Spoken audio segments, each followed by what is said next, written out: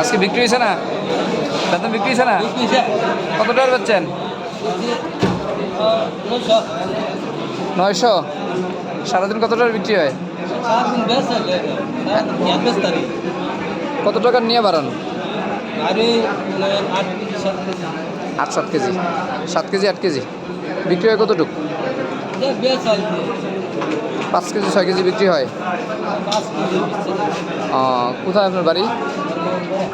বানবাড়িয়া। ছেলে মেয়ে আসেনি? এখানে কি বাসা বাড়ি করে থাকেন? ভাড়া নিয়ে থাকেন? ছেলে মেয়ে কয়জন? ছেলে 3 জন, মেয়ে 1 জন।